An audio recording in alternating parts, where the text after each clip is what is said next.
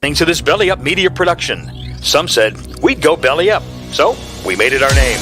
And we're still here. The following announcement has been paid for by the Scoreboard Addicts podcast.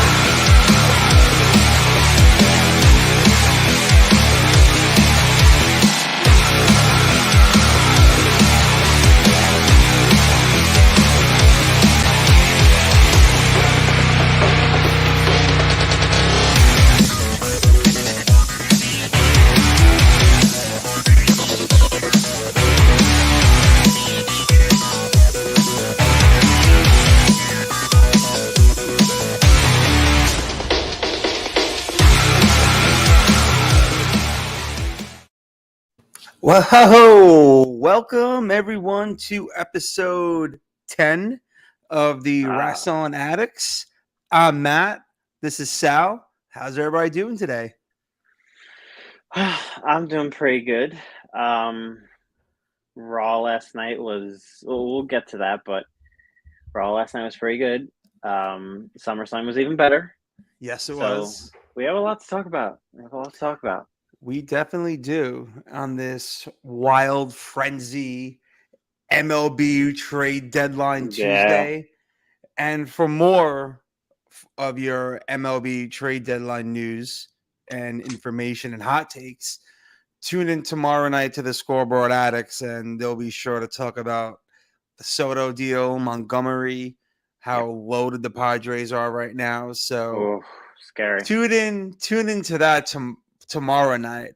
But today, right now, it's all about the game and how you play it. Definitely. Couldn't have put it better. It's time to play the game. It really is. And especially with the Raw ratings report coming out today. Wow. That was stunning. I did not see the ratings getting to 2.2. That was unbelievable. I agree, and I celebrated my birthday this past weekend, so I was incoherent for most of Saturday night, so I didn't watch. That's how I am usually on my birthday. Right? And not here. I mean, that's the way to do it. So I go all out. You have to go all out. Yeah. So I caught SummerSlam Sunday morning, and I wasn't even really hungover. I just laid on the couch, relaxed, and I watched it.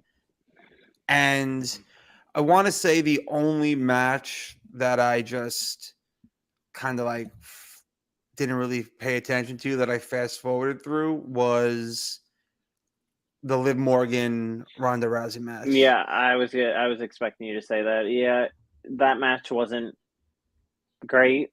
The finish was great. I loved the finish. Creative finish. They had Rousey get pinned and Liv tap at the same time. So I like that. But the match itself wasn't, like you said, it wasn't very good. Yeah, we'll jump from what I want to say about that, and then we'll start over with SummerSlam from the start of the card. But just Ronda needed to be heel. She needs to be a heel. Oh yeah, that's an understatement. It fits her personality better, and it's just she's not. She can't be walking around smiling, high-fiving the fans. It doesn't look right. It's not. Like, it's okay for Brock to do it now, because Brock has been a monster for so many years already.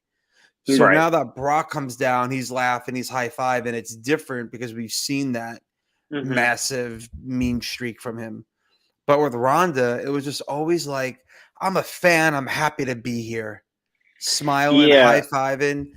You should be destroying everybody. You should be doing what you did in the UFC. Be serious. Don't put on this bullshit baby face, like happy-go-lucky. It just didn't work. She definitely needed the heel change. Yeah, I wish there was somehow, some way that Paul Heyman could be her mouthpiece. She needs a mouthpiece. Desperately. She definitely does. But we'll we'll jump back to SummerSlam in a little bit. We have a surprise guest, and let me introduce him. He is the one and the only. Are you ready? Boom. There Jabba he is. Jaw. Nick, how's it going? Welcome to the show. What's up? Can't hear I can't hear you. Do I My have bad. it My muted? mic's off. Oh, there we go. I was doing good. I thought I messed up my focus. I feel like my head looks gigantic right now. You know what? It's the weird it's the layout that I have. It's let me see. There we go. There we That's go. better. There we go. Woo! You guys don't want all of that up in there. It's a big piece. Like Barry Bonds in my old age, my head is getting bigger. How's it going, Thanks for man? having me, guys. I welcome to the show. appreciate it. Yeah. I you know, with and you guys have been talking about it. I watched last week's episode with Triple H taking over the Triple H era, as they're calling it. The move potentially to TV 14. I wanted to discuss a little Rasslin.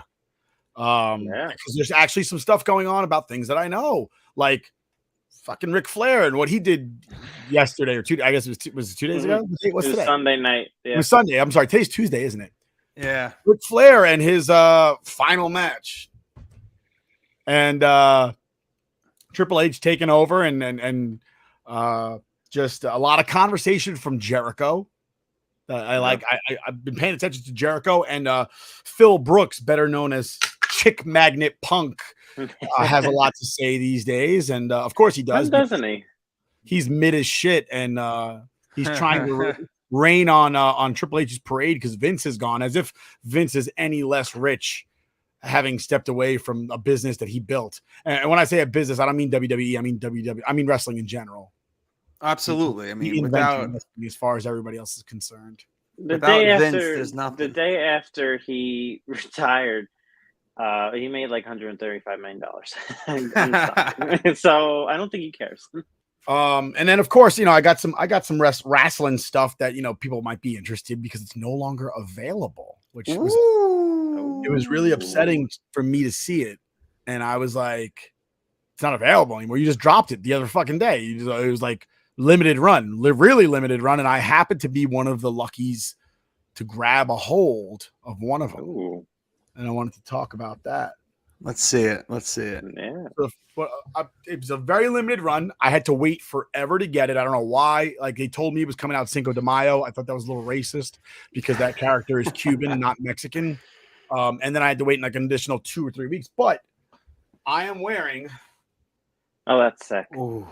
I am wearing the Razor Ramon Chico. Intercontinental Championship belts. Damn. That's great. Now, the one thing about this belt that, first of all, it's beautiful off the rip. It is Oh, it's beautiful. amazing. It's beautiful. A couple things I love about it that I want to detail. They no longer sell this on the Signature Series. No longer has its own tab on WWE Shop. So it used to be, if you went to Title Belts, it would say Title Belts, replicas, Signature, and then accessories. It no longer says Signature. It might be because everything else. It might be because they partnered up with Fanatics now. And that might be true. Yeah. What's worse is this belt is no longer posted. It's no longer on Shop WWE. I mean, that's great for hard. you. Because you know what? Just like what Razor did at WrestleMania 10, Chico, he became the undisputed Intercontinental Champion. And that's what you have right there. That thing is gorgeous. Is that the one with the toothpick holder? Hold on. Can I get there? Oh, that's nice. Official WWE authentic, that's right? great. The inside's all gold chains and razors. That's one of the. Right. That's the nicest belt I've seen in a while. That's really nice. The buckle says the bad guy. Wow. It's got your nice Razor Ramon name right there Beautiful. in the Razor style. That's and then, sick. of course, two things I love. One thing is right here. If you can see, it says Using Machismo. That was one thing. But as Matt said, it has a toothpick holder. Love it. That's legendary. That is legendary. That's Toothpick's great. not included, so you have to add your own toothpick. Beautiful. But I figured I'd share this with the community. I mean, I'm sure there's a ton of people that either A, didn't see it because they don't sit there and look at WWE Shop all day long, like I do. And of course, there are people that wanted it that couldn't get it. I had a hard time getting it. Like I bought it and they were like, "Oh, it'll ship next week," and then like a month later, it still hadn't shipped. And they just kept, and then they were like, "Hey, it's going to ship on this day. It's going to ship on that day," and it was like a big delay in them shipping it. But they kept posting on their website, ships out May 5th. And I'm like, it's May 28th right now. What the fuck are you guys talking about? May 5th. Yeah, right. Like that was 3 weeks ago. So, and that was for people that just bought it, not even for people that had already bought it. I bought mine in April. Wow. And on May like 15th, it still said shipping out May 5th. And I'm like, is it? Because I haven't gotten mine yet. As with most of these, it comes I'm a big nice, fan. It comes in this nice felt bag. Oh, that is nice. I love the purple. I love that it's majority purple. It's just it pops. It really does. It pops. Definitely pops. They need to I go share back this to with the that belt. The new IC belt is horrible. It's so bad. Well, listen, I'm hoping with Triple It's H circular back now, right? that a lot of that's it's circular, it's black. It looks it's just it looks like a tag team title belt. I'm not a fan of it, and I hope they bring back the old one. They need to change a lot of their designs, like just the big WWE logo. Listen, we get it. Give that to the sports teams that you do that win all the championships. Let that be like special for them, but bring back a nice, power, meaningful design. There it is. He's boom. Cody wants to bring back the winged belt. The Attitude Era Heavyweight Championship is my favorite. It's my favorite. That's the best one. This is my favorite, and I have the spread eagle one over there, the Shawn Michaels Special Edition Signature Series one. Beautiful. That one always seemed too small for a heavyweight champion to me. Yeah. Yes. Yeah. Like it looks good on me, but I'm 5'10", like 200 pounds. It looked great on Brett. You know, and he's a little dude, but it looks ridiculous on Yoko. Oh yeah. Oh, Yoko couldn't. He just draped it around his shoulder. It looked ridiculous. No, they had an extender for him. Oh, really? I've never seen That's where the extender came from for him and Andre. Right. Anytime I saw him, I just saw it over the shoulder. And it looked real small on Diesel. Yeah. Even Hogan had that for a little. It looked weird. It looked small on Taker. Yeah. Mm-hmm. It even looked small on Austin because Austin's not a little guy. He's not, which I'm glad that it was only WrestleMania 14 when he was holding it up when he won, and he pretty much was the first one with that Attitude Era Championship, and it's so pretty, and then it's so nice. It was blue when Austin had it, and it was. Yeah. But I figured I'd share that. But what I really came on the show to talk about was comments from Chris Jericho lately. He's been getting hated on by fans. With what? Yeah. What is he? I know he's outspoken about a lot of the the Mark shit. We talked about that last week. Yep. I know, and that's where I was like, wow, yes, let's talk about Jericho for a split second. The botched thing. Jericho had a lot of praise for Vince, even though, like, hey, listen, I have my disagreements with Vince, but you can't sit here and try to diminish what he contributed. No. Yeah. But then at the same time, you've got on the other side, you've got Phil Brooks trying to put down Vince and like, oh, you think he's really retired? Punk has had he tries to paint WWE as the devil. Yeah, absolutely. It's just because he left on bad terms, he just thinks that everyone hates being in WWE and they're the devil and they're the evil empire, and it's got to stop. I'm so tired of hearing about it. He left on bad terms 8 fucking years ago. Get over it. Bro, He's turning into Bret Hart. Bro, get over it. And then, you shit on the company so much that gave you the opportunity to be in the UFC, literally, to write for Marvel, to be in heels. Listen, if it wasn't for WWE and how they showcased, he'd still be doing backflips through tables in his backyard if it wasn't for WWE. Exactly. So he would have just gotten out of Ring of Honor and just got bought by AEW. I hate how he hates on them, because if it wasn't for them, he would be nothing. What would Absolutely. he be? He'd be remembered as somebody from Ring of Honor that only the hardcore fans would remember. Yeah, he would be Exactly. Abyss. Yeah, basically, He would be Abyss. it's. Not to I'm say that so Abyss is tired. a bad wrestler, but if you're sitting there talking about Abyss, he's a bootleg Mick Foley. Yeah, I was going to say a Foley and bootleg Kane, Kane, but yeah, both of Yeah, them that's true. together. Well, he has the body type of Mick Foley. yeah. But Punk is bitter, and I wish he would just stop talking about WWE and focus on AEW because you know what, he's a good wrestler. He is a star. I'll give him that. You know, you can't deny that. But Jesus Christ, just but even what he's pay doing in attention to what you're doing in AEW, AEW. from what I'm gathering, I haven't watched a lot, but from what I'm gathering, he's putting on a very mid performance at AEW right now. He isn't doing. Punk was popular because he was anti-authority and he was against, Triple H and Vince and Johnny Ace and stuff like that. That's what made him popular. He was a rebel. And now in AEW, it's all butterflies and rainbows with him. And he's just, nobody I'm just wants happy that. to be here. I'm Yeah, happy he's to just be happy back. to be there. He's just I'm happy to be happy there fans remember me. Oh, and put on a give it good break. match, and that's it.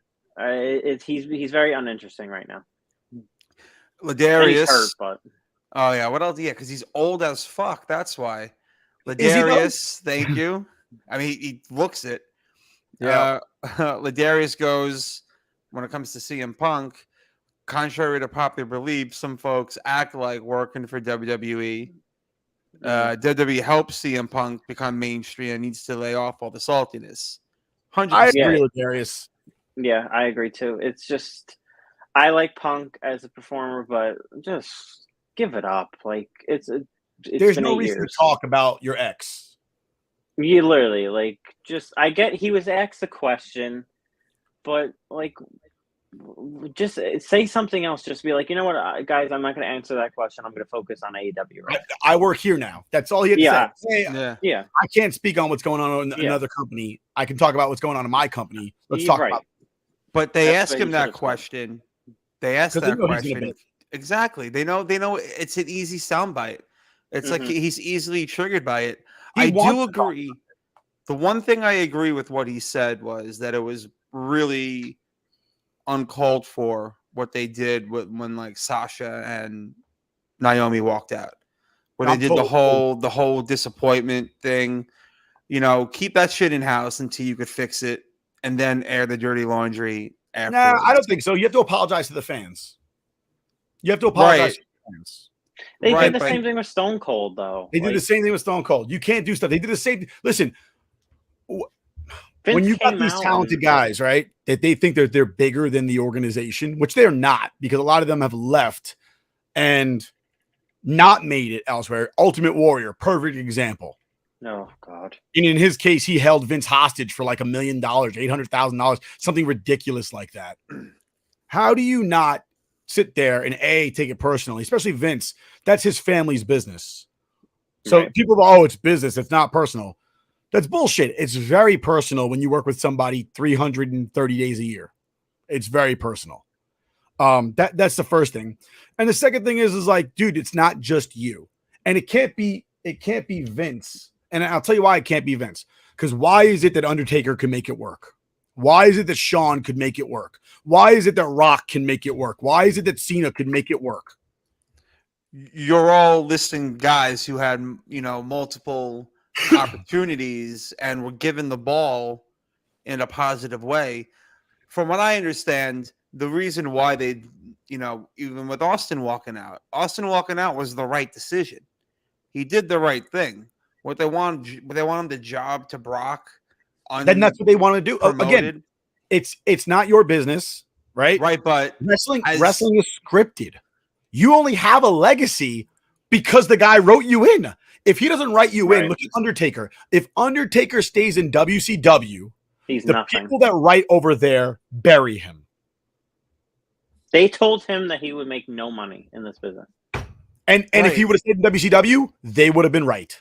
Right? But then Right or wrong. when Taker came, It's not like your actual talent makes you a star, because we all know that Ultimate Warrior couldn't fucking wrestle. No, but he he's was horrible. over though. Oh. The He was fans over loved because him. they made him over, not because of him. They make you over. How many It's guys? scripted. How many guys? I do think they it's. I push, think though, it's. I that think the it's fans even. just reject. Yeah. There's so many people that they The guy push that has the to make it fans work. reject. I'm not and saying that. it's- I'm not. Listen, the wrestler has to have a modicum of talent to make it work. But the Undertaker's talent in the beginning of his career was literally being tall. He had in-ring ability. Yes, he was very athletic. Yeah. But his gimmick was, I say rest in peace, I go down, I beat the guy up, and I walk out. The gimmick is what put him over. Right, exactly. And then in wrestling, that's all you have is your gimmick, and you have to. But your gimmick is given to you by who? But you still have to protect your gimmick, though. Yeah, at you the still same have time, to- though, because that's your brand in yeah. a way. And, You still have to and make it Undertaker work. didn't do interviews, didn't do talk shows, didn't do all that stuff because he wanted to preserve his character, which is his I understand. legacy. If Sasha and Naomi are the tag team champions and they're getting buried and they're losing single matches, championship matches, it A, makes them look weak as a tag team, and then B, it's like, what's the point of them being the tag team champions? Vince So, just didn't care. Vince didn't Exactly, care. he about didn't the- care. Hold on. Sean was Intercontinental Champion, and he had to cheat every single match to keep his belt. Does that cast a good light on him? Yeah, but that just makes him a heel. No, yeah, That but makes him that's like a- but that's part of the story, though. Why have them as tag team champions if you're not going to showcase them as tag team champions? What's the point? I mean, why have tag teams in that division anyway, where you have a very limited amount of performers anyway? and I I think think that's that's the what it falls down to. Also, it's the I same think- thing. yeah. It's what's the point? Triple H, I think, will make that work. I know. I'm doing coverage for NXT tonight for Wrestling Inc. and they have like a whole tournament for the NXT Women's Tag Team titles tonight. So they might be trying to bring them back now. I think NXT is the perfect spot for those tag team titles. And then what they should do is kind of like what they do with the Raw and SmackDown titles, how they're on both shows, being that right now the women's division on both Raw and SmackDown is so tag team light. Just have the NXT, just make them the WWE Women's Tag Team titles, and they're on all three shows. There's Triple not H- enough participants. Triple H Well, you will could know if you how to do all book it. three, because there's a It's ton the in same NXT. reason. Listen, it's the same reason they didn't have their own Royal Rumble. There aren't enough participants. So until you can convince more little girls to want to become wrestlers, which, let's be real, wrestling is a boy-watched program, and they can argue that, oh, it's because women aren't showcased enough. No, it's because little boys like violence. That's what it comes down to. Like, when I was a little boy, I wanted to beat people up. My sister did not. That's what it comes down to. I mean, it just is. There's more men boxers than there are women boxers. And you can have 1,000 Layla Alis out there. There are less women that want to fight.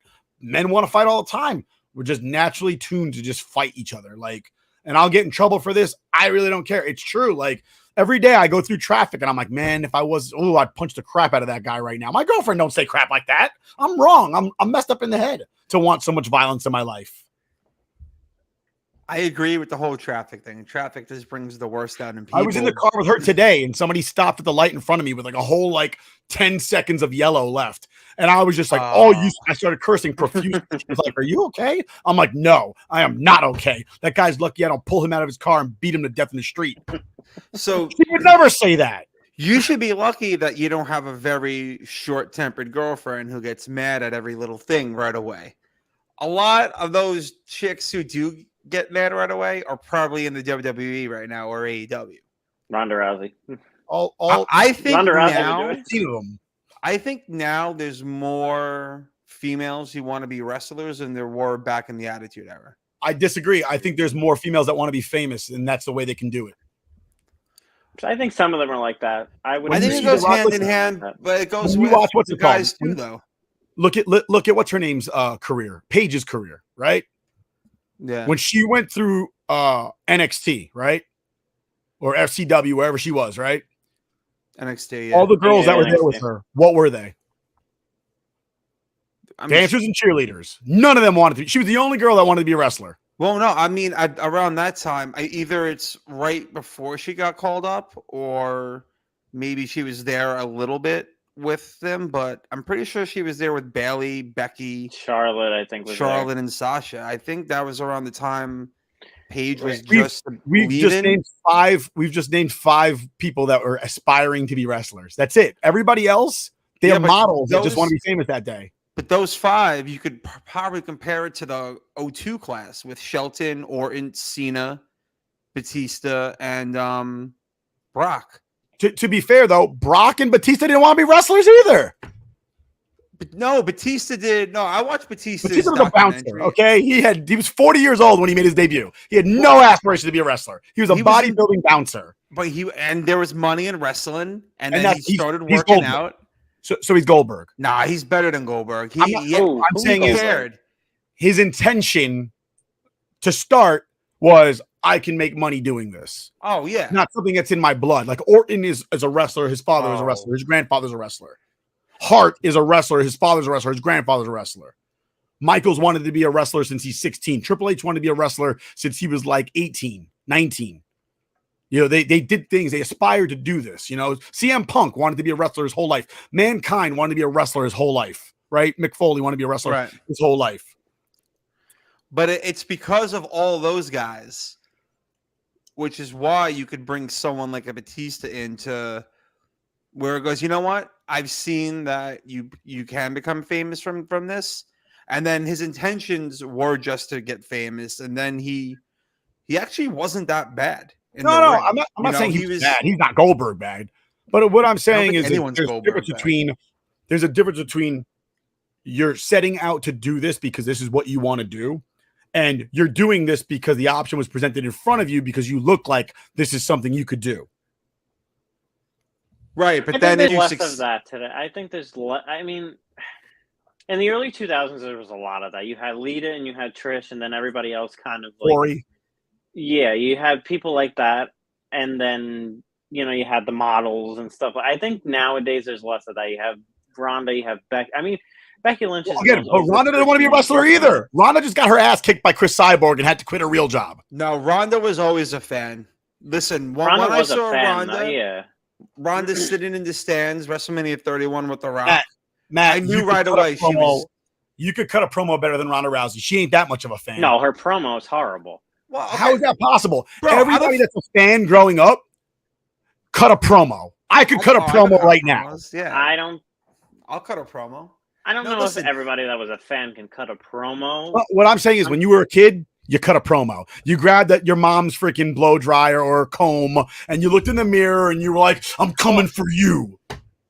Well, I mean, I think a lot of that has to do with them getting handed scripts and stuff, which is with Triple H is going to change. I think I've heard.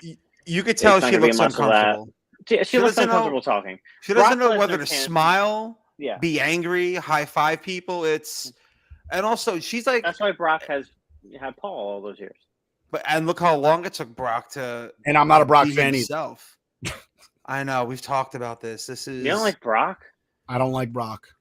Tell him what you think of Brock. He's the biggest money draw in wrestling. That's great. Wrestling sucks these days compared to what it was when I was a kid. I mean, yeah, but even when he was, even like back then, like when Brock Lesnar, to me, in my opinion, everywhere Brock Lesnar has gone, because of his natural gifts of being a large man, he's been handed everything he got. But he could perform in the ring, though. He's great in the ring. I see him do like 6 German suplex, a couple of punches, and that's it. I mean, I haven't watched him wrestle in many years. Yeah, but when I watched him wrestle, that's all he did. But that's all he has to do. He's not Rey Mysterio. I'm not saying he is. Brock doesn't have to do a lot to get a reaction out of fans. He has to do less. I'm saying is I always appreciated a guy. The story of wrestling is what makes wrestling. Because if not, then just shut off all the microphones, shut off all the fireworks, and just let them get in the ring and dance. Like Americans couldn't watch Lucha Libre because they have no idea what they're saying. You'll be amazed at what goes on in the ring, but why are you showing up next week? Because the story's over. That's it. You saw what happened in the ring, and you don't care what happens next week. You'll just watch it when you watch it. It's like American Ninja Warrior. You go out there, you watch them do backflips, and you know it's that's it. You don't really care. Like I don't go out of my way to watch American Ninja Warrior. There's no story. Next week it's somebody else. I don't care. So Brock not being able to cut a promo is a big deal to me. Yeah, but he's But a monster. He but doesn't he need to can cut now. a promo. But he can cut a promo now. Now he's listen, able to. But also, it's like when they pushed him so hard years ago, I lost interest because they were pushing this guy on me. Same reason I lost interest with Cena and his bad Marky Mark impression. And they shoved that down my throat. It was like Hogan eating my vegetables and fucking saying my prayers. Listen, I listen. wasn't crazy about that either. But I'll admit, Cena was without a doubt in the early 2000s. I appreciate him more. Mid 2000.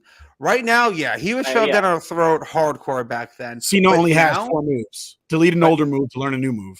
I love that meme. But now I appreciate Cena more without him being here. You know, it might be like Joey Gallo. I might miss Joey Gallo a little bit, but nobody's gonna miss him. We'll talk about that tomorrow. I don't want to get into that. We're on wrestling right now. Stay on wrestling. Yeah. So I don't want to talk about that either. But it's more of, with Cena gone, you realize the star power that he had, and he actually had good matches with a lot of people. AJ Styles, even with Brock, Sami Zayn, he had a great match with Brock. Yeah. Again, I miss the controversy. I miss seeing something that I wasn't supposed to see. And when WWE went PG, that went out the window. Watch the main event of SummerSlam if you want to see something that you've never seen before. I know you're not a Brock guy, and you think Roman's a bootleg Rock, but I think so I watched last week, mind you. You convinced me to watch last week because it was the first day when they were at MSG. Right. So you convinced me that something crazy was going to happen because it was first day of the Triple H era and nothing happened. I had to watch Roman go out there and Paul Heyman talk for him like he did with Brock. And I was like, this again? We're doing this again. I could have sworn I saw this already. So I think maybe Triple H didn't want to I don't think Vince he was right away. In charge of creative celebrate the burial of Vince. Yeah. So really, if you want to see the start of the Triple H era, go watch SummerSlam and watch Raw last night. Yeah. Listen, it's not going to be. I tweeted this out. While Raw last night wasn't Attitude Era like, no, the format and the layout to me felt like the Attitude Era. It was more sports based. Yeah, and you were engaged. The first hour was commercial free, so it was a great triple threat match. You had a great singles match between Rollins and the future world champion Montez Ford. It was a good show. It kept me entertained, and that's what I'm looking for 3 hours. I watched both nights of WrestleMania this year, and I sat there and I was just like, there was nothing interesting that just happened. Oh my God. I think I saw 2 matches where I was like, oh, that was good. That was good. Everything else, I was just like, why am I watching the punter from the Colts in the fucking ring right now? I think, that was the most impressive thing that I saw. Was Pat McAfee do a backflip? That was the most impressive thing that I saw. Was Pat McAfee do a backflip? Pat's the best. You weren't listen, I know how you feel about Kevin Owens, but what Austin was able to do at his age after not wrestling for 18 years. Honestly, when Vince came in and took that stunner, it broke my heart. That's on Vince. So honestly, that's when he should have fucking retired. It was so if bad. He just would have retired after that stunner, no one would know about all of this. I like that stunner was botched because it came full circle. The last stunner and the first stunner were the worst. Show what Ladarius just said, because he's right. I'm absolutely a heel. Ladarius, it is more fun to be a heel, all right? It is fun to be the bad guy. Roman Reigns is only finding out just now how great it is to be the most hated man in the arena, because there's a freedom to it. You're not in that hole. You don't have to sit there and go, oh, this guy's a good guy. I got to say the right thing. I got to eat my veggies. I got to say my prayers. I don't have to do that. I can sit there and say, fuck Brock Lesnar. And you know what? Bring the hate. I'm ready for it. I am ready for it. All right. Call me Stephen Amell, because I am a heel. 100%.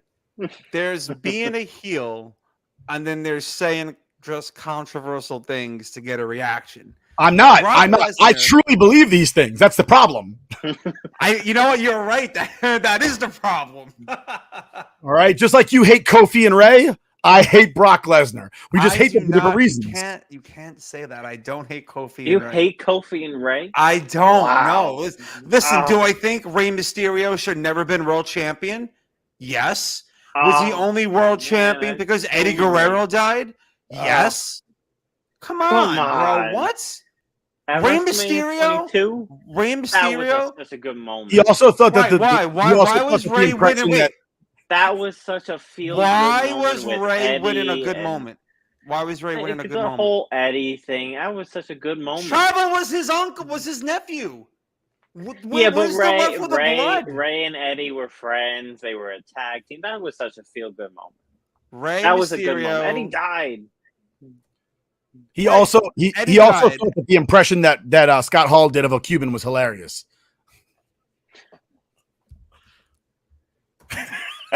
Rey Mysterio should not have been world champion. It didn't make sense for a little guy like that. And Yeah, then what but they did afterwards, he's beating Kane. Kane.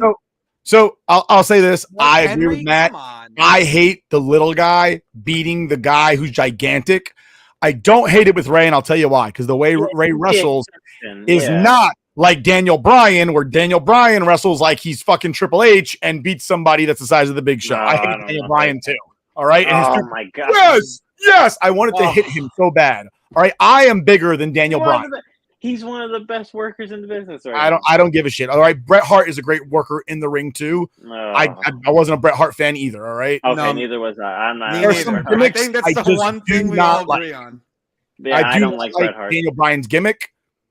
I didn't like Bret Hart's gimmick. He didn't have a gimmick. He just was dry and Canadian. Like watching He was paint Canadian. dry. That's No, what his Canadians gimmick are was. nicer He's than Bret Canadian. Hart. Owen was Canadian. I liked Owen better than Bret. So I just want to talk about two more things. I don't want to take up too much of you guys' time. I don't want to take over the show. Yeah, No, there is, listen, the Sam. show's flowing. I mean, listen, this is good conversation. Did you guys see the promo that Jungle Boy cut on Christian? Excuse me. Unbelievable. It was All right. great. I had problems with that, and I'll tell you why. One, you call yourself fucking Jungle Boy. You have no heat, bro. You can't call yourself Jungle Boy and be like, "I'll beat you up." No, like you're Jungle Boy, sit back down. All right. Everybody else is come Stone on. Cold Steve Austin. All right. Oh, Everybody's the Undertaker. I All like right. Jungle The Legend Killer. Jungle Boy. Like, no, stop. It's not even Jungle Man. It's Jungle Boy. It's not even Jungle Man. It's Jungle Boy. All right. And the other thing was, and I don't know if they discussed it beforehand, and they may have not. Sometimes the lines of kayfabe and what's real get blurred. I did think that it was a bold move for him to bring up Christian going through a divorce, if that is in fact true. And if he didn't talk about it with Christian beforehand and he just threw it out there to make it extra hot, I hope Christian comes back this week and they make some dead 90210 jokes. I'm sure he got that approved because Christian literally talked about his dead father. So, Did he? Yeah, he did. Oh, let's make some 90210 references. Yeah, I'm sure Jungle Boy got that one approved.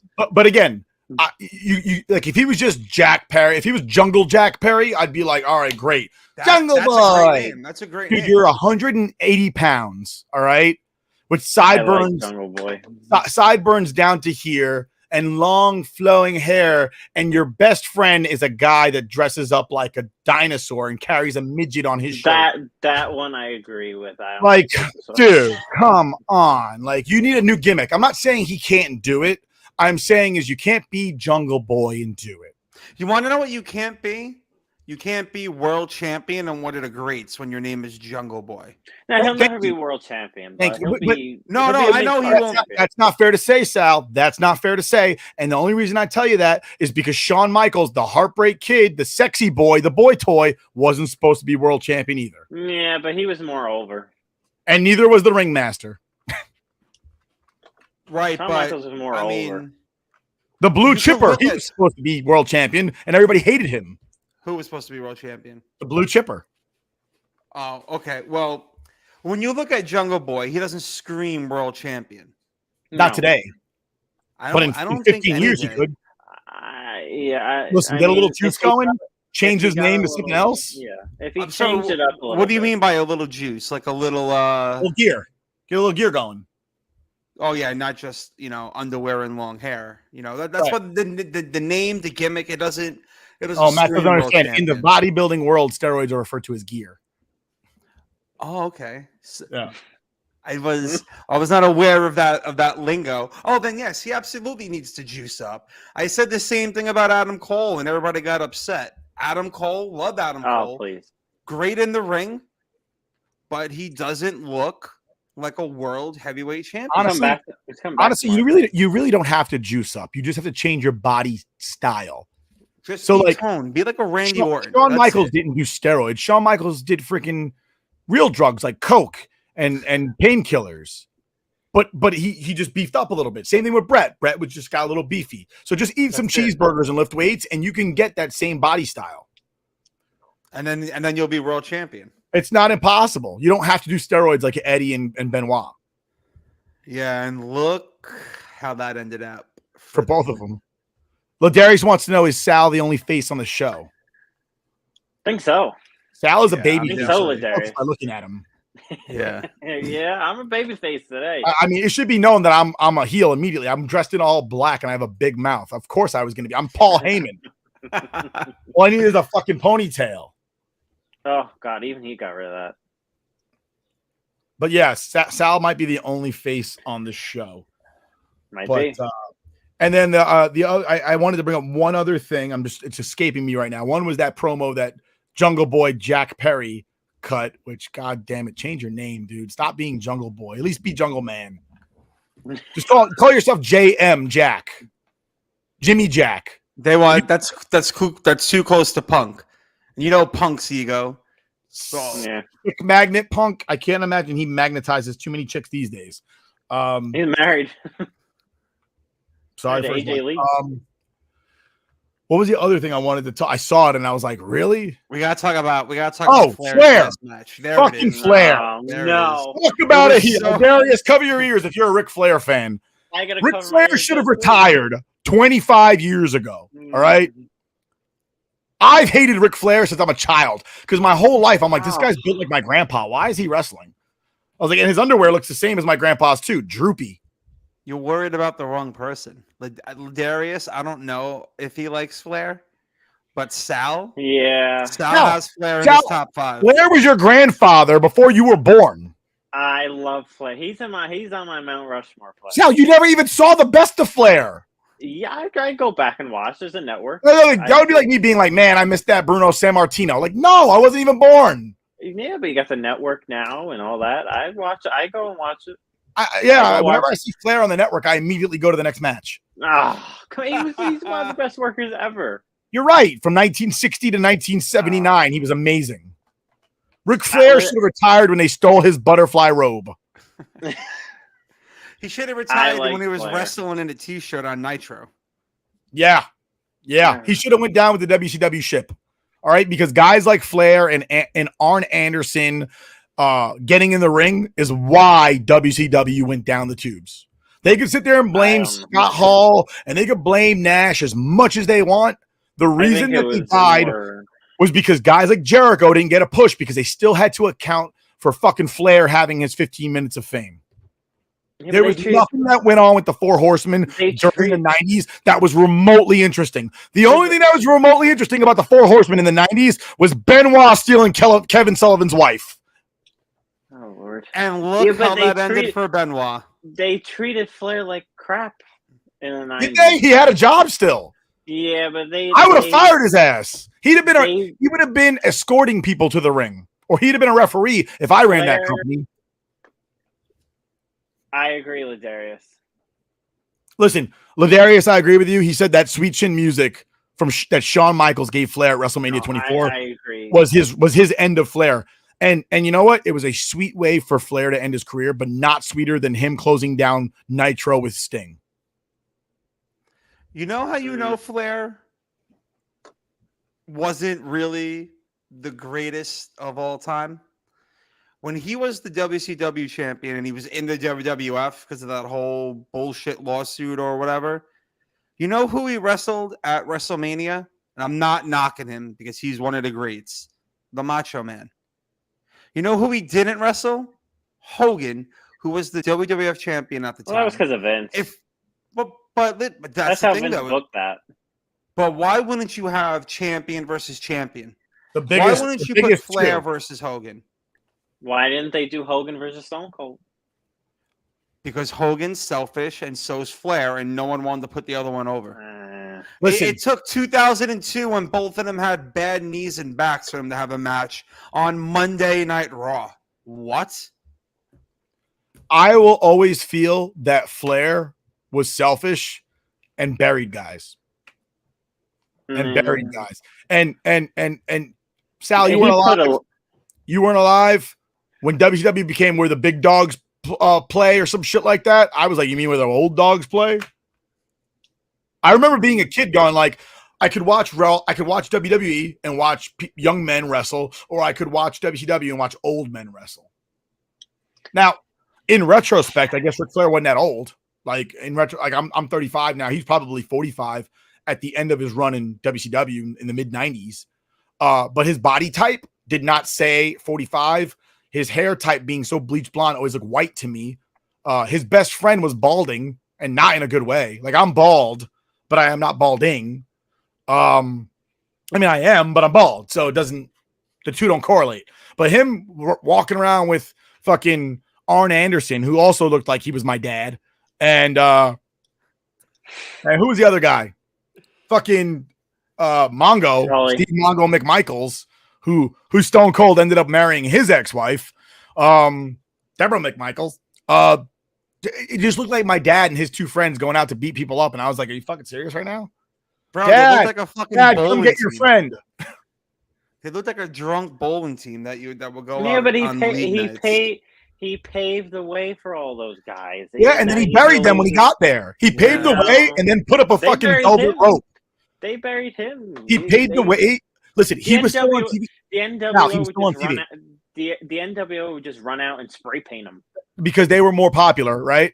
But point being is that they still had to waste time. They still had to waste time putting Ric Flair on TV, and guys like Jericho had to leave. I think Flair earned that spot, though. No, he didn't. He earned a retirement home a long time ago. I agree with Ladarius. He should have stayed retired after WrestleMania 24. He should have retired when he wrestled Sting, and WrestleMania 24 was the best retirement for any wrestler ever. And then, me and Sal talked about this last week. He went and ruined it. But he admits that he went to TNA because he needed money and he needed, he had divorces. All this money that he needed, he should have gotten his teeth fixed. I don't agree that he had this last match. I didn't watch it. I saw some clips of it, but is Tully Blanchard in the ring these days? He's a manager. Is he in the ring these days? No. Yeah, because he knew when his time was fucking over. Ric Flair could have been a manager for the last 25 years. He should have been a manager for the last 20 years. Yeah. He never should have. I don't agree with anything he did after 2008. I'll tell you this right now. I don't agree with it. Matt, I've only ever seen Ric Flair wrestle one time in my life, and Matt and I were there together. When MVP dropped that toe hold and he missed, I was done. I was like, this man can't wrestle. Like, he's over. Like, when MVP is throwing you a drop toe hold and you go, oh shit, I forgot I was supposed to fall. That's a problem. And I remember sitting there going, that was a botch. Like, on a drop toe hold, nothing even complicated. Something he's done 1,000,000 times in his career. I'm like, this is the guy that wrestled Dusty Rhodes? Watch out with that word. Jericho might be listening. Yeah, Jericho might come why would Jericho care? Jericho got buried by this guy in the 90s. They had to spend 15 minutes interviewing Ric Flair, and Jericho got to say things on the ramp on the way to the match, on the way to the ring. And that was his interview. He got to scream at the camera on the way. All right, baby. That was his interview for the match because Ric Flair had to spend 20 minutes in a Sears fucking suit and glasses from 1977, bragging and a bandage on his forehead, bragging about how he was making his return in 3 weeks. I loved Flair in old WC, like the late 90s WCW. Awful. He was already aggression ever. Him in Evolution was great. Yes. He was perfect in Evolution. That was the perfect gimmick for him because. But I feel like he had a more of a material role. No, he won the tag titles. I think he won the IC title after that. He beat, and that's the thing though. He's fucking beating Carlito for the Intercontinental title, a young up and coming stud. Yeah, but nobody Carlito, cares. why? 'Cause he's 5-year-old brown? Ric Flair can have one more day in the sun. Yeah, You know I what will this is never like? retire. Like with This his is like thumbs in and the teeth flying everywhere. mid. This is like at the end of Jeter's career, where I'm just like, he's got nothing left. Like this is getting bad. Like his defense was getting awful. His batting average is dropping below, and you're just Yeah, but like, he was still over though. Everybody loved him. who? Flair? Everybody in the early 2000s, everybody loved him. I didn't fucking love him. I never loved him. My whole life, he's been an old man. You know why they loved him in the early 2000s? Because he barely wrestled. Once his sloppy ass got in the ring, it really wasn't that good. How many good Ric Flair matches could you say he's had in WWE from 2002 to when 2002? He had a lot of good matches. He had the good match with Taker at WrestleMania. Taker, Jericho, Edge. now okay, Edge. Yeah, he had that nice street fight with Vince. I mean, it was a good match, but it was a good street fight.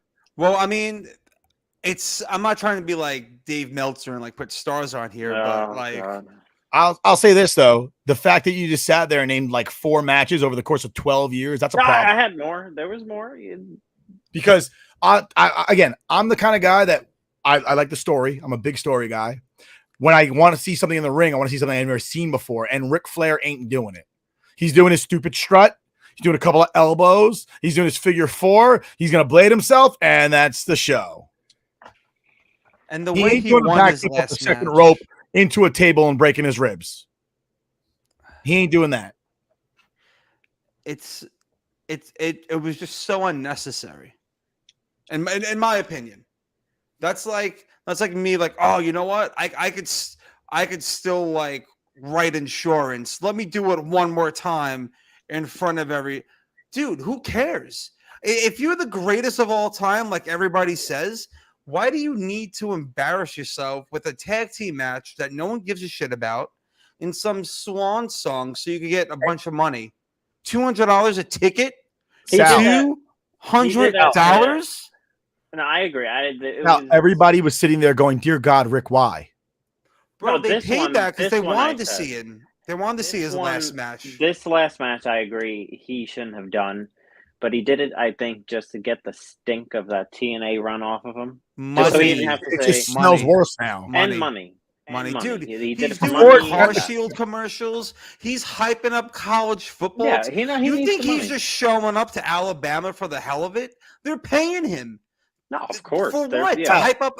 It doesn't make sense. He's doing it for the money, and I think he didn't want the stink of the last match being in TNA. Which, listen, you know what? the stink from TNA smelled like shit. This one smelled like a bloody shit. Okay. This one was more unnecessary. Like even Taker and Foley was sitting over there going, "Really, guy?" Yeah, First of all, it was weird. Foley threw himself off a fucking 25-foot structure into a table. All right, and like wrestled with like broken fucking teeth coming out of his nose. And Foley's looking at Flair like, "What are you fucking crazy?" Yeah, he shouldn't have done it. I give him respect for doing it because he's 73. I mean, I'm not going to be doing that at 73. I hope that money he made, he uses to fix his teeth. Did you order a last match Ric Flair shirt, Sal? So you could No, I don't want to. Hey, Sal, I just want to point out they have a lot of signature series belts on WWE Shop. They do not have one for Ric Flair. They don't. They do have John Cena's, and that is at a hefty $1,000. What? $1,000. $999.99. Bro, it's not even like it's signed by him. Yeah, that's crazy. That belt. Why? It's not even like it looks like it's a knockoff. It's not even a real belt. It looks like it looks like a bootleg US title spinner belt. Oh, it comes with I think I saw that. It comes with a lot of stuff. It comes with a briefcase. $1,000? And it comes with a t-shirt and some sweatbands and some headbands. $1,000 though? Bro, it's not even trying to see- autographed. Throw an autograph on there for it. I'm trying to see if like the gems are real gems, because some of these belts they actually put like real like cubic zirconia on there. Oh, really? Or Swarovski crystals. So like if you look at the highest price is the Elite Series Universal Championship replica belt. How much And is that one? That one, if you look at the details, it says features 383 hand placed cubic zirconia. Wow. So I get that, that's kind of cheap actually. They dropped the Rey Mysterio championship belt though, big gold belt with Rey Mysterio. Yeah, you know why? Because no one's buying it. Because no one could believe that he was actually world champion. They're like, oh, this must be a knockoff. They also dropped the Triple H Attitude Era belt, a Brock Universal, not Universal, what's it called? Oh, the undisputed one. Yeah, Undisputed, yeah. I like They that. have a Hogan NWO big belt. I just scrolled by that end. I love the NWO, so that's. They have a Bella's Divas Championship. Bro, these are John Cena has two. He even has the spinner belt. If you wanted to buy both John Cena belts, he has 3. 3? Yeah, he's got the Never Give Up one. That's the Legacy Championship one. He's got the heavyweight orange one, and then he's also got the US one. Dude, you're dropping like $3K for John Cena right there. Yeah, because those That's are a lot. Mankind's got an Attitude Era. Even China has an Intercontinental Championship belt signature series, but there is no Ric Flair belt. Wow. And he's like a 2-time Hall of Famer? What's up with that? He sold both of his rings for hookers and blow. Terrible. I can't wait in 3 years when we have Ric Flair's last match again. Oh God. Ric Flair comes out with a walker. He comes out with a walker. Terrible. But yeah, I've never liked Ric Flair. I watched Dusty Rhodes the his little documentary that they did on WWE Network. And I do appreciate what Ric Flair did from the 60s until the mid 80s, late 80s. But by the time I started watching wrestling when I was like 7, 8 years old, to me, he was older than my father already. So that made him an old man. Like he was. And to me, I'm watching Shawn at 28, 29, 30, and Diesel at 28, 29, 30, and Razor at 28, 29, 30, and then the 45-year-old father is there as well. And he's champion and they're not. And I'm sitting there like, and again, I'm one of those people that's like, it has to be believable. Yes. And it was never believable to me that a 65-year-old man could beat up a 30-year-old. It just wasn't. And then I have a friend of mine, Ruben. If you see this, shout out to Ruben. Ruben's a huge wrestling fan. He's like, dude, my dad's 65. He could kick your ass. I said, I'm pretty sure your dad's like a black belt or something, right? And he's like, yeah. And I'm like, I am not. So him beating me up is not crazy because I am not a professional fighter, but he is. Wrestlers, kayfabe, are supposed to be professional fighters, which means they're on the same boat. They're same par, right? Just like Anderson Silva at 40-something years old, not going to beat the current middleweight champion at 30 years old. He's not gonna because he's too old. He's got too many miles on him. There are certain sports where that doesn't fly. Like if you're a defensive end at 40 years old, you ain't beating a 27-year-old offensive tackle. Yeah, exactly. It's funny you say that because I think it was Sting. Sting was doing an interview or whatever, one of those documentary things, and I don't know who he was feuding with, but he was like, whatever you do, don't call me an old man in your promo.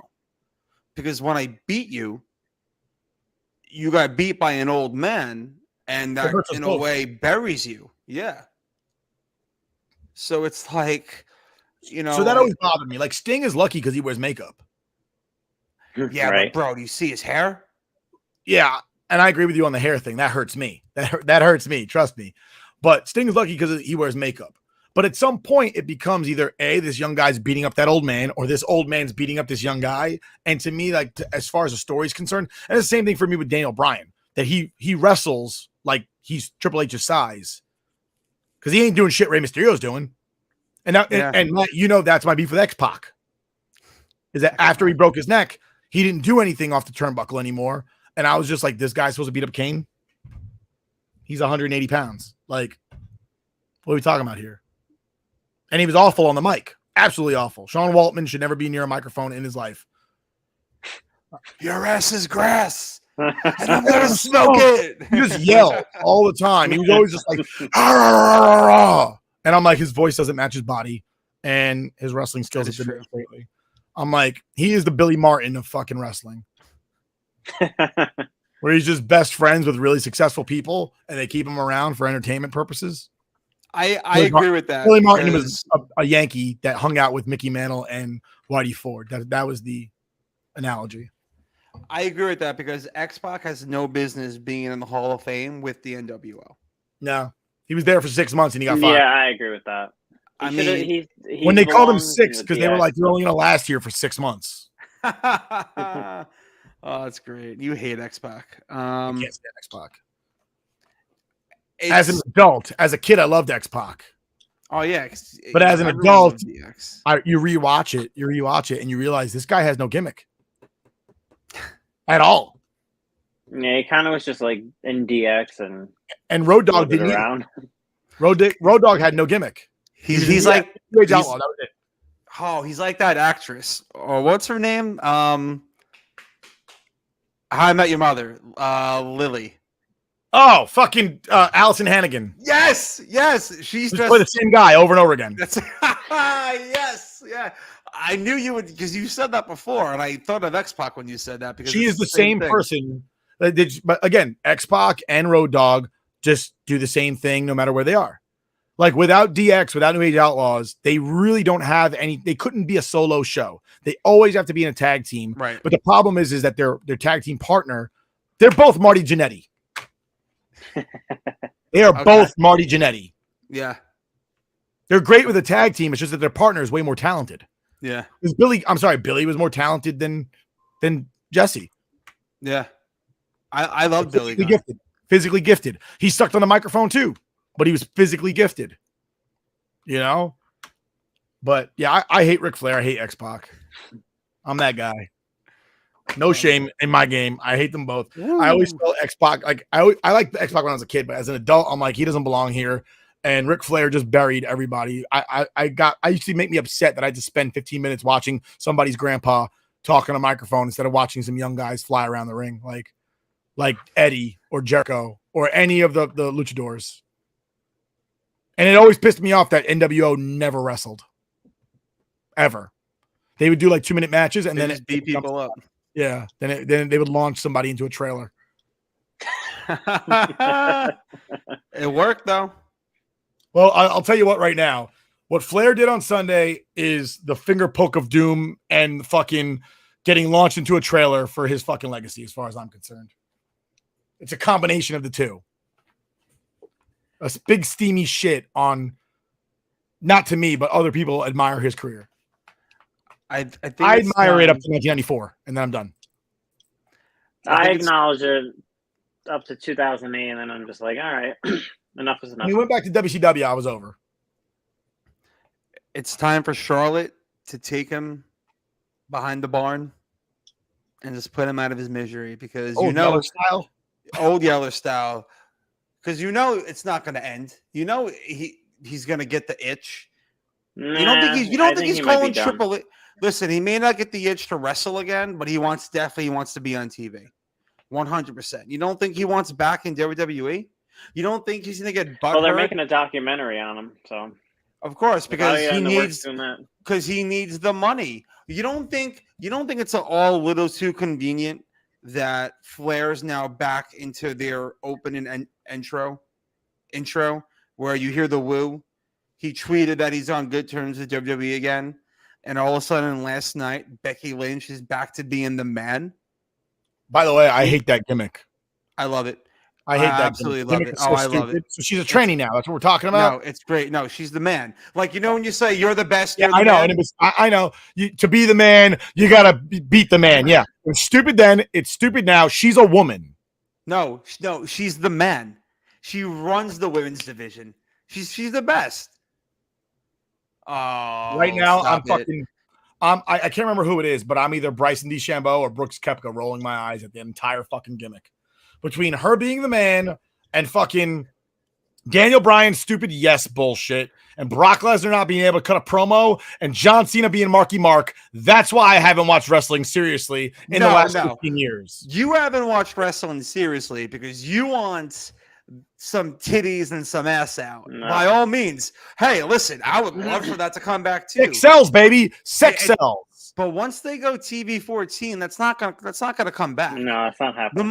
The most you're gonna see for TV 14 is like what Edge saying asshole, maybe the occasional ass or shit, or maybe the matches might be a little more edgy to where there might see a little more blood or something. I don't know. I saw Charlotte's nipple at WrestleMania. The storylines will be edgier. The promos will be edgier. The wrestling will be edgier. You're not seeing any titties. I saw Charlotte's nipple at WrestleMania.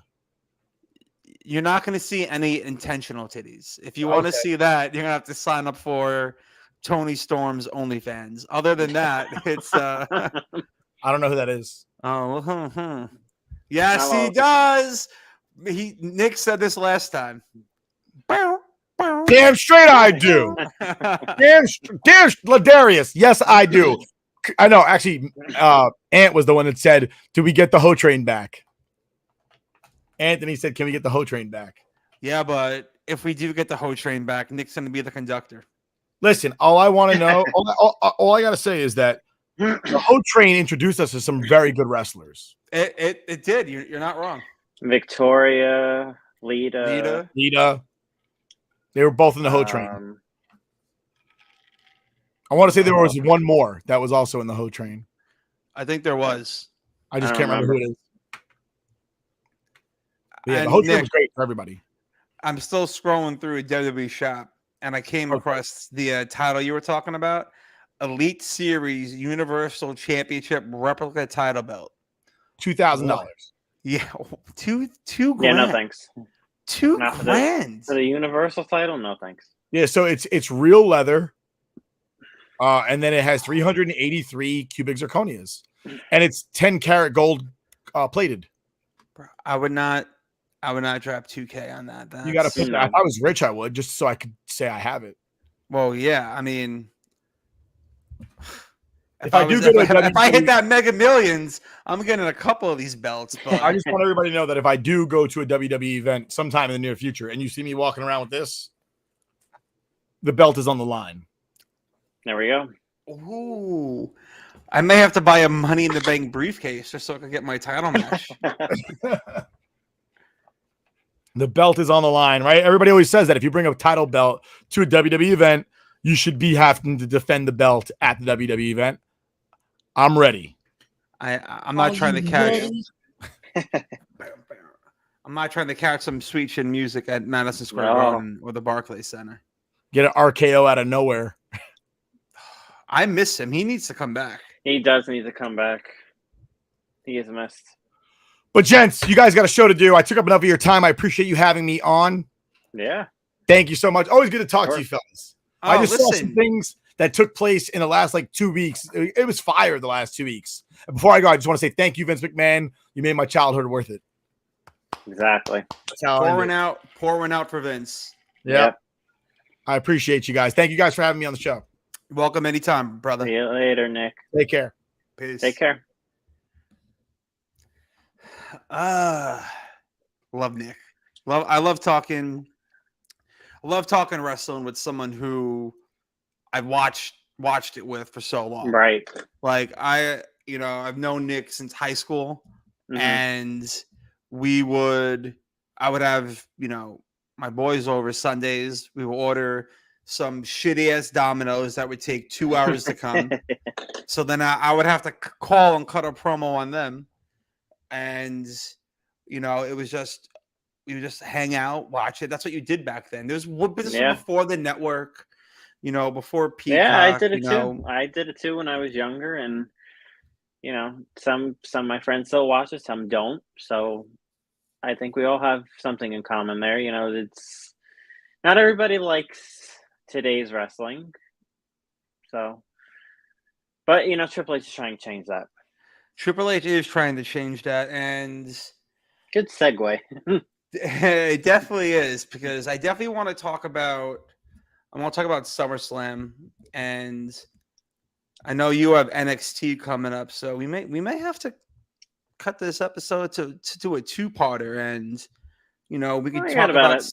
we could do SummerSlam now, and Got about 20 minutes left. We could just yeah, we could do Raw a different time, or we could like do a little segue. But I love SummerSlam. Like I Oh, it was was great. saying, before Nick came on, I caught it Sunday morning, and Right. first of all, I'm a huge fan of the Saturday night pay-per-views. Me too. I'm so happy that it's, a permanent thing, it seems. Especially And when football season starts. and you know what? It's just they end like 10:45, 11 o'clock. People at work, You're right. if you're catering to kids, they can't really stay up on a Saturday night. I Mhm. mean, on a Sunday night, to watch it. So it's more like, cater to your audience, or just, do what the UFC does. Do it Saturday nights, get a Mhm. big audience, and, you rest on Sunday and you have Raw on Monday. There you go. I mean, for me, it's definitely convenient as a fan too, especially when WrestleMania is like 5 hours long. No, yeah. Well, I thought SummerSlam went by really fast. Three and a Same. half hours is usually a 5 hour show or a 4.5 hour show. It was a 3.5 hour show. So Triple H effect coming into play already. And SummerSlam started off with a bang. Triple H bringing back Bailey, Io Shirai, well now Io Sky, but And and Dakota Dakota coming Kai. back. Yeah, Dakota Kai and And not, I don't want to gloss over too much, but Becky and Bianca put on a great match. oh yeah, I was just about to say they put on a fantastic match. Like they always do. It was a great opener. Hmm. And like she popped her shoulder, finished the match Yeah, still, I'm upset which, about that one. yeah, me too. Ah, It they already have Cody out, they have Randy out, now they have Becky out. It's just like, what else? Like, what else? How many top stars can they lose? You know what though? I was thinking about that too, and it definitely sucks, but I feel like you lost one and you gained three, Oh yeah, definitely. possibly five, which I kind of predicted. I'm off a little bit, probably off by a week, but I predicted by SummerSlam Triple H would get Sasha and Naomi back. Yeah, And there are reports about that. and listen, if it's true, they could be a nice, refreshing, I guess, replacement for Becky. Because Oh now, yeah. you could do so much, but I feel like they're gonna have to eat a little shit first before, they come back. Well, Like, I think the trio of Bailey, Io, and Dakota kind of makes up for it in a way with Becky being out. I mean, nobody can replace Becky; she's a top star there. But I think it works well with them three coming back, and now she has this injury, and who knows when Charlotte Flair is coming back? That's another thing that we don't know forgot yet. about So Charlotte. Yeah. yeah, and I would assume that she's coming back soon. I mean, how long can she be out for? But I think they'll be fine. I think the women's division is in good places. On the other hand of the women's division with Liv Morgan and Ronda Rousey, not such a good match. Good finish. We'll see where it goes from there. I think we My talked about it a buddy, little bit about. yeah, my buddy was saying that Liv was kind of exposed in that match to where she's not a good wrestler. He was saying, and I'm Nah, like, I don't know about that. I can't comment on it because I didn't really fully. That was the only match I didn't pay attention to, because it I was just like, don't think Liv and Ronda are going to work together well. I think it's just kind of like a clash of styles, kind of. yeah, they're it's definitely not fluent, the both of them together. Ronda Yeah, needs more of a, like, a bruiser, I guess, or like someone more with her right. style that, Hmm. because like when you throw in Liv Morgan around like a fucking rag doll, it's almost Right. like, Yeah. it's She like one of need those things like, how is she winning? Ronda and Charlotte was better. Oh I think yeah. Ronda and Charlotte was much better than Ronda and Liv. But yeah, I think the women's division is good places right now. Especially if Sasha and Naomi come back soon. Oh, I agree. I agree. You know, with Sasha, Naomi, then Bailey, Dakota, and Io. There's a lot of fresh matchups that we could see. Yeah, finally. And with what Triple H is doing on Raw, to where it seems that everyone's getting time, Yep. it could it could be a good thing to where maybe it makes the women's division on Raw stronger, and you can have entertaining matches to where it's not a 5-second match with a roll up or a DQ. So Yeah, SummerSlam was a Vince McMahon booked show. Like the matches that were booked on that show, those were Vince's matches that he put it together. But Triple H produced that show. It was Vince made those matches before he left, but Triple H had control of SummerSlam, and he did a great job. I mean, another thing was the Logan Paul match. And Logan Paul, I know people hate him, but he's unbelievable. Logan Paul may be one of their best signings in recent years. I like him and McAfee. Yeah, both of them together, they tremendous assets for this company. It's unbelievable. I mean, I can't believe it's only his second match, Logan Paul, and he looks like a natural. And people are like, well, where did this come from? Like, who trained him? Like, storyline. How is he this good? How is he this good? It's unbelievable. Yeah, it really is. And it's almost like they struck gold in a way. They did. They really did. Because he gets a reaction from the audience. I mean, they hate him because it's almost like the Miz, what the Miz says. I'd rather you hate me for everything that I am than like me for something that I'm not. Logan Paul is extremely outspoken on a lot of topics, and he's rich. He's a good-looking guy, and he's successful. So when you bring that type of person into wrestling, and you have all the wrestling fans like, oh, he's an outsider. He doesn't care. He's only here for money. I think it's the complete opposite. This isn't like when, you get Jeremy Piven to guest host Monday Night Raw and he calls it Summerfest. Logan Paul, Bad Bunny, these guys are taking bumps. They're training, Yeah, Logan Paul did a frog splash Yep. off the top rope through an announce table. Yeah, Logan Paul took this seriously, and it's unbelievable. It really is. He took it seriously, and he's doing great. Yeah. And he gained the fans' respect last night. Did you notice? Absolutely. He came out to like boos and stuff like that. And then once he won, once the match built up, they popped. It was a huge pop for him when he won. So he gained their respect. He's over now, and he gained their respect. And I think that's all. WWE, like you said, struck gold. Yeah. And I have a bit of a hot take, but I'll go and say Logan Paul right now is better than half the AEW roster. I have to, you know what? And I need to clip that. I want to clip that somehow, and I want to just start. That's a hot take. That's a hot take, but it's truthful. He didn't drop anybody on his head yet. He not botching anything right now. Looks like he's trained. So, and it's only his second match. Come on. Second match. First match was at Mania. He tagged with the Miz and took on the Mysterios.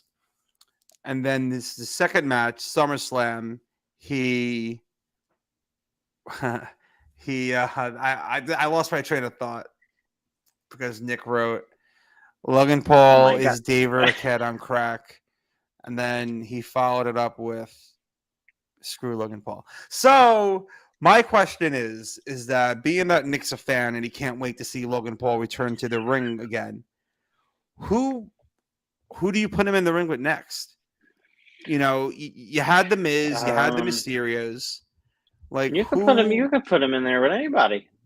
If he's going to perform like this, you could put him in there with anybody. But obviously, make a storyline out of it and make people care. But you could put him in there with, you know, I could see a kind of Corbin, like a Baron Corbin a, again, because of a what he Baron did with McAfee. Corbin, a Baron Corbin, maybe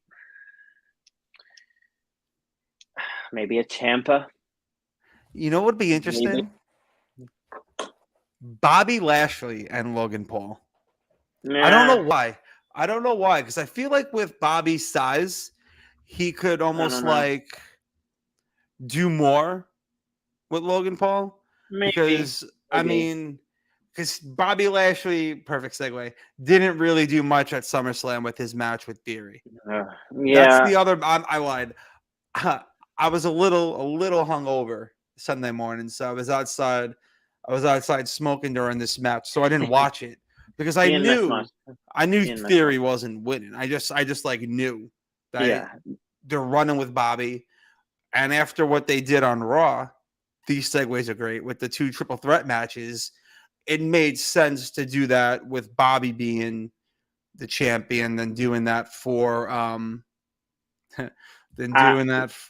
Lashley Theory. Bobby Lashley is incredibly over right now. I would argue that he should be in the title picture, like the undisputed title picture. He's so over right now.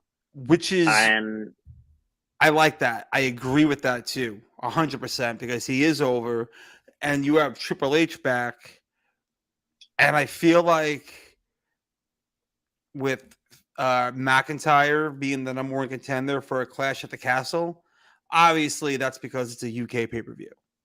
You know, it's not because they want to put the title on McIntyre. I don't think they put the title on McIntyre, but if they did, my God, that pop would be, he would get a Stone Cold pop.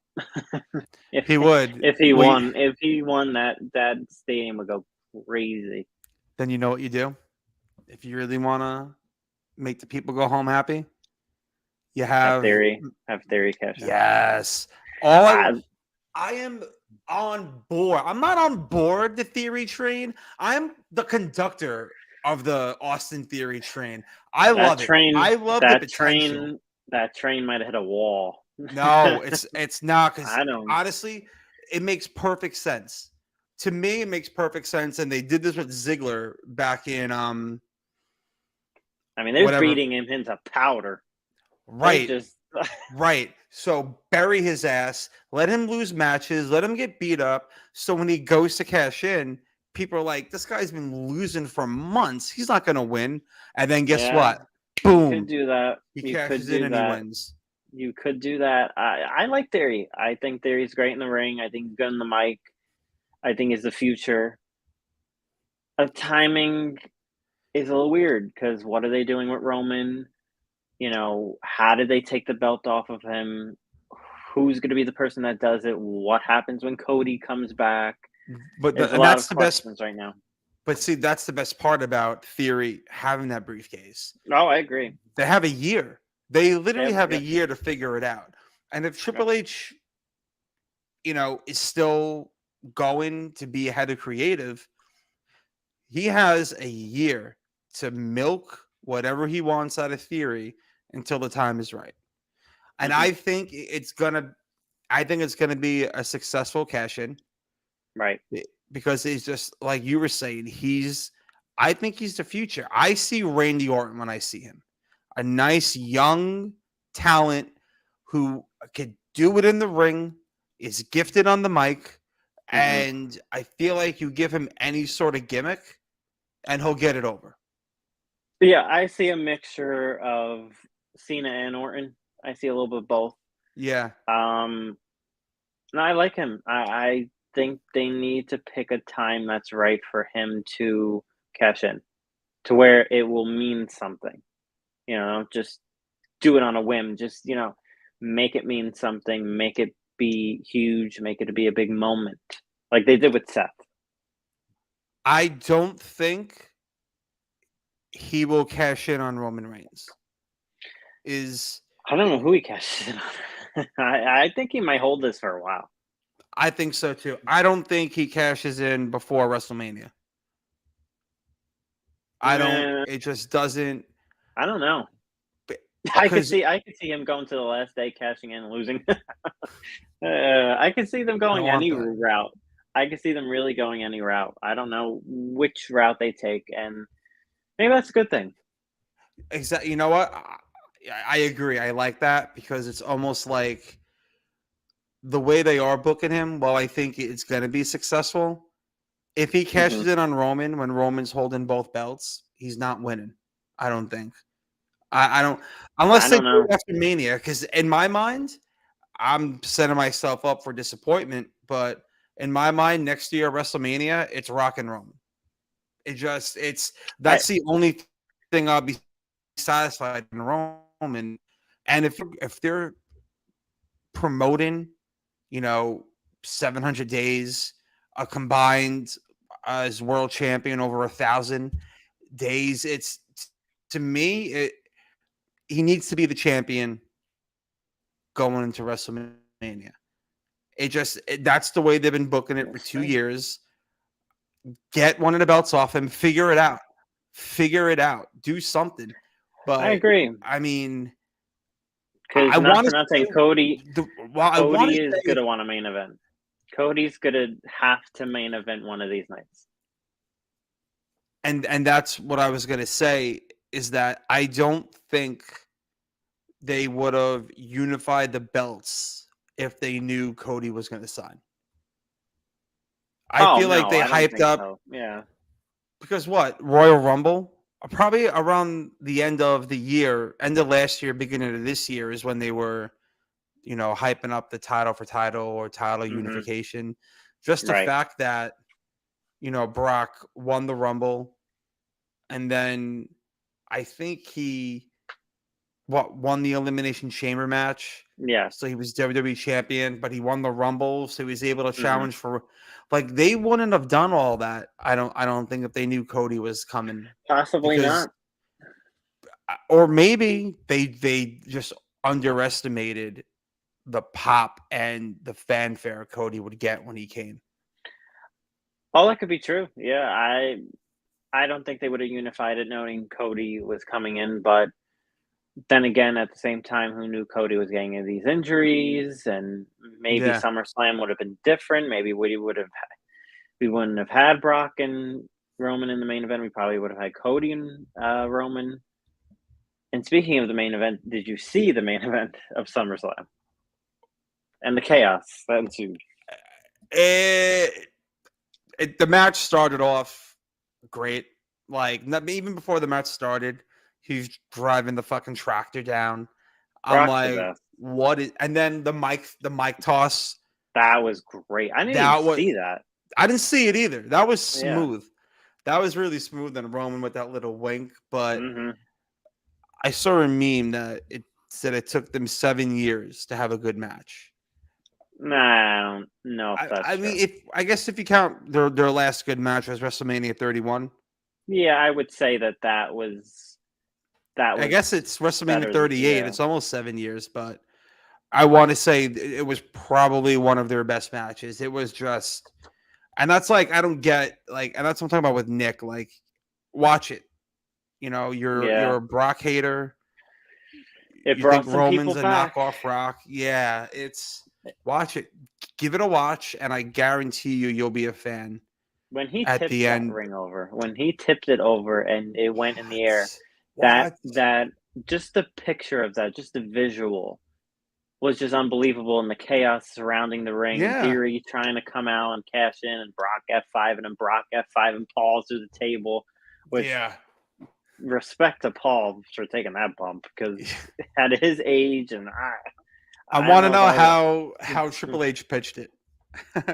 He was probably like, Paul, Brock's gonna lift you up, and he's gonna protect you as much as he can, but just know you're going through that table. And I can see Brock hyping it up too. Oh yeah, I could see it, but Brock That's nice. Brock put him down as Yeah, he easy gave as like the he could. Otis Yeah, F5. Yeah, he put him down as easy as he could because it is Paul. But I thought that was great and right finish. I'm glad that was the finish. Roman is on a historic run and it's obviously leading to something very big. And I Yeah. think we all know what that is. Or at least we could think of what it could be. Yeah, Dude, it has no. Listen, it. has to be. All right, so here's my thing. If it's not Roman and Rock, then what is it? Probably Roman and Cody. What is it? It'd be But here's Roman the and thing, Cody. though. It's They need 2 main events though, unless they do another women's main event for one of the nights. I'm trying to Yeah, I think don't know. what would be the. Maybe Ronda and Becky. That could be it. That could be the main event night one, and then if they don't get Rock for Roman, they could just do Cody. Cody's winning the Rumble, so he's gonna have to face the champion at some point. He's definitely gonna. If think Cody does not Cody wins return the and win the Rumble. Rumble, I'll be shocked.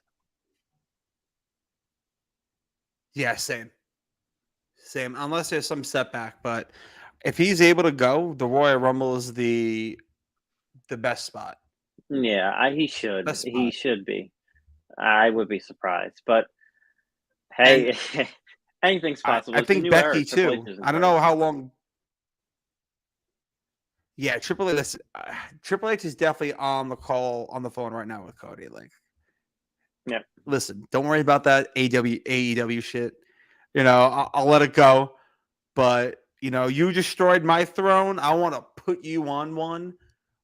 Get healthy for the Rumble. You win it. I can see I hope Cody that's and Becky winning the Rumble. Yeah, I hope so. That's the way to go. Cody. I'm a big fan of Cody, so I'd like to see that personally. So say it's Roman and Rock. I think I'd be somehow fine with that. you have to get one of the belts off Roman. Get the WWE title off Roman That'd be the one. because he held the Universal title for so long. I don't know. It's crazy how we just SummerSlam just passed, phenomenal show, and we're already jumping like 6 months in the future to WrestleMania, trying to figure out like what they're gonna do. But everybody's trying to find out the end game of Roman. What where's this all leading to? Where is this leading towards? And he's on a historic run. I mean, it's over 700 days as champion, and the only one that you're heading into Hogan territory. Yeah. Only guys like Hogan and Bob Backlund back in the day, he was held the title forever, and San Martino. You go all the way back to those days.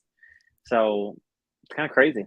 It is. It's not something you see when there's 2 shows on every week and a pay-per-view every month. No, you never see. This is historic. You never see. This probably will never happen ever again. No, he's crushing Punk's record. He crushed Brock's record. I don't see them doing something like this again for a while. No, I think he gets to. He's at 700, 3, 6. I want to say it'd be crazy to get to 1,000 because even if you do get Rock for WrestleMania, he's not beating Roman. What's the point of that? Roman's going to beat him. Head of the table, head of the bloodline, and then Theory could cash unless in. Rock somehow is going to be on, he's signs a deal and he's going to, do a year worth of pay-per-views or something like that. I doubt that highly, but I don't know. I don't know what I don't happen. see that happening. No, I don't he's see making that way happening too either, much more money. Movies. Yeah, he's not going to do that. But who knows? Who knows anymore? It's crazy, and I'm excited. Crazy. There's a lot. I'm excited to see what Triple H does. Me too. It's definitely going to be. it's exciting. Like I'm excited. Like I was Very. actually looking forward to watching Raw last night. Everybody I was. watched it a little late, but oh yeah, with the rating that they Mm-hmm. did great. SummerSlam was probably one of their better pay-per-views of the year. And like I saw Definitely. someone say that, and they're like, "Well, did you watch Forbidden Door?" I'm like, God. I don't have time for this. I really don't have time for Forbidden Door. I don't have time to get into it. I enjoyed Forbidden Door. SummerSlam. Oh my God. Yeah, I I know. enjoyed SummerSlam too. I mean, it's the fact that people even bring up Forbidden Door. Yes, it was a good pay-per-view, but for a certain audience, it was a good pay-per-view. Exactly. For the casual wrestling fan, they don't care about that. They don't care about New Japan and Ring of Honor. We could be here all night if I talk about AEW. Dude, Kat, do you know who Kat Dennings is? She was in Yes. Marvel, Yes. 41 I saw her Virgin. tweets. Yeah. She tweeted, I love WWE. She goes, I think I'm starting to love WWE. I'm Mhm. like, I don't follow you already. I'm like, click follow. I'm Yeah, I like, why saw not? that. Everybody goes like, oh, you gotta watch New Japan like Yeah, 1992. I'm sure It's like, she'll really bro, like that. I'm sure she'll ah, really like the New Japan and Ring of Honor stuff. I'm sure she'll go crazy for it. Oh God. but like But it's just that's how they are, man. That's how, like, just enjoy it. Like I love enjoy what's AEW. happening. I love AEW, but when it comes to the New Japan stuff and the Ring of Honor stuff, I'm not interested. I'm sorry, I'm just not. Yeah. And even And that's okay. AEW, focus on AEW before you focus on other promotions. That's all I I'm gonna agree. say. Because they need to focus on AEW, especially with Triple H in charge. They need to start focusing on AEW more. I agree 100%. It's more Yeah. Otherwise, the free agents that come up are gonna start to say, "Hey, what? yeah, WWE like, looking nice." huh. Wait a minute here. They're like, So oh, this Tony Khan better well, get his contracts all signed up. Tony Khan sounds a little shook about Triple H being in charge because he Where is was it? on Where's MJF? Where's To- Where's Wardlow going after his contract's up in a little while? exactly. Where's Jade But Cargill going to go? you know what's funny? Hmm. Tony Khan was on Busted Open Radio this past week, and he said that Adam Cole is signed until like 5 years. 2027. 5 years. Malachi Black is signed for 5 years. So he's like, what? People think that just because there's a new head of creative that everyone's going to magically be able to go back. No, Why? we're talking about the people that are their contract's going to be up in about a year. Exactly. And I think that's the problem is that Adam Cole, Aleister Black, they're not AEW guys. You got them from WWE, and obviously they came from other places, but they're not your homegrown talent. You're No, more worried about losing they don't have guys much of that that. they don't. They really They have don't, and they should Wardlow. be taking care of it. Bro, MJF is I think it's legit. It's got to be real at this point because If he it's doesn't show up in September and at All Out, then it's legit. I forgot all about it though. It's like it's I forgotten. mean, everybody has, and that's the problem. I think they're backed into a corner now, and they don't know what to do. And Was this the plan all along? But like I don't know. like it announce something like kayfabe it, have Tony Khan be like, hey, due to the unprofessional actions, I have no choice but to indefinitely suspend him, and I'm not saying I want Tony Khan as a authority character, Oh God, please no. but like, AEW listen, has enough problems. they do, but have someone in charge be like, listen, this is on MJF. You can't say these things. It was disrespectful. There's kids in the audience. Just say something. They're But working. They're working them. They're working everybody. But if this is a work, this is a poorly executed work to WCW standards. It's bad. It's like when Bret Hart left WWE for 6 months later he went back. He went to WCW. 6 months. It's like, what are you waiting for? Yeah, it's on the verge of that right now, where it's like okay, like he had this great work shoot promo, whatever you want to call it, about 2 months ago, and he still hasn't shown up. His name hasn't been mentioned, other than the press scrums after pay per views or shows, and his MJF's name gets popped up, but that's about it. He's not. His name isn't being popped up on television. His merchandise is still down. I don't know. I don't know what they're doing. Yeah, I don't know either. But I don't know what they're doing for half of the stuff they do in AEW. So I just wish somebody knew how to book AEW, and I don't think Tony Khan is doing that good of a job right now. I think what Tony Khan needs is a Triple H because SummerSlam and Raw again. I don't want to, I don't want to bury AEW too much, but SummerSlam and Raw were great. Their booking made sense, and I think a fresh, booker is needed He is not because doing it. Nope. Vince got stagnant. It just everything he did didn't make sense. One week without Vince, and Ciampa is already getting a televised entrance. Mm-hmm. Not even that he it's- won. Televised entrance. That's the Triple H effect in play, and listen. If Tony Khan would put people around him and hire old wrestling bookers or past bookers, they could help him. But he wants the book to show himself, but then you watch the show and you're like, well, geez, like why did he do that? Why is he making these decisions? I love AEW. I love the matches they put on sometimes, but it's just some of the decisions he makes is just I don't even know where he comes up with them. Same. Yeah, I agree. And right now, there's not a lot to look forward to in AEW. And WWE has all the momentum.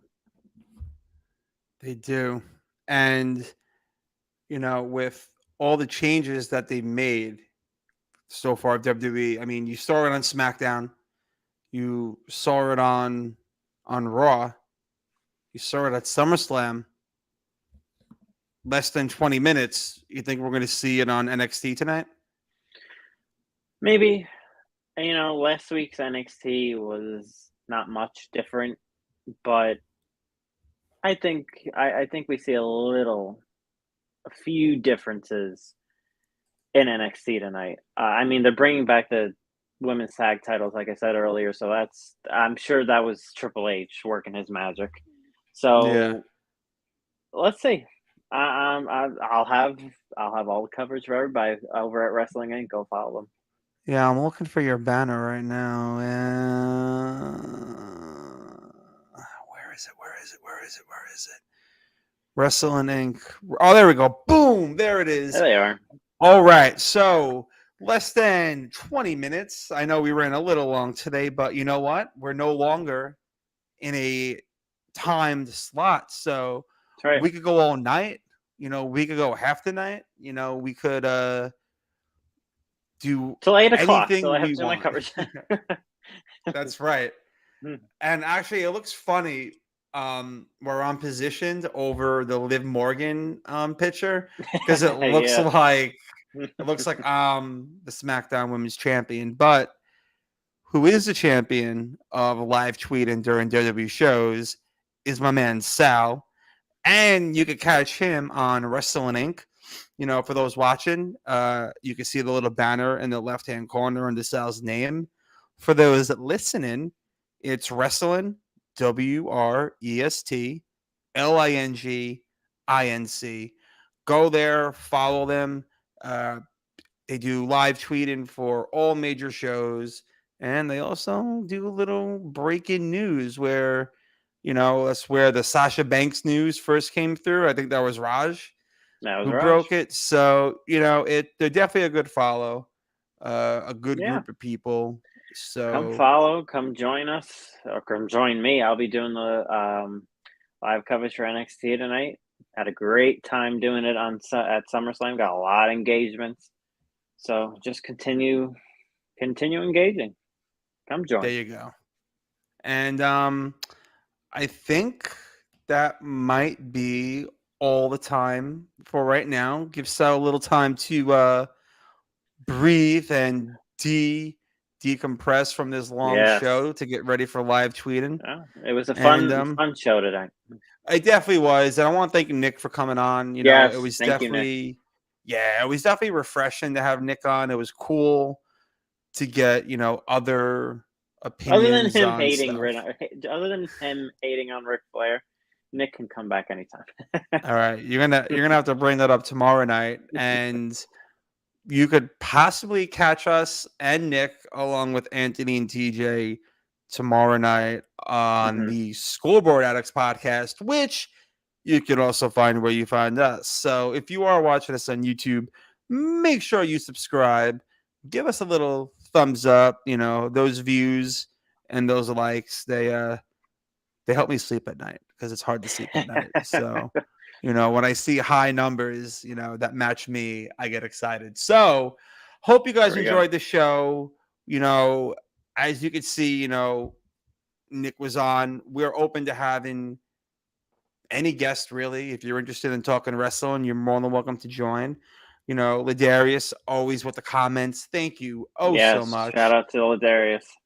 And, you know, a few other people within the Belly Up sports community. I think there's a few wrestling fans in there as well. So we're going to have to maybe, you know, show the Scoreboard guys how we do trivia. Because they haven't been having it on for a while because they've been busy with other content. So, you know what? I was trying to put them over, saying they were busy, but I agree with you, Sal. I think they're definitely scared. And who knows? Maybe we'll get some trivia tomorrow night. But if not, I don't know. May have to do some trivia for our next show just to, you know, switch it up a little bit. Yeah. But thanks, everyone. Appreciate it. You know, make sure you acknowledge us on YouTube and everywhere else, and have a great night and tune into NXT in 13 minutes. Good night, guys.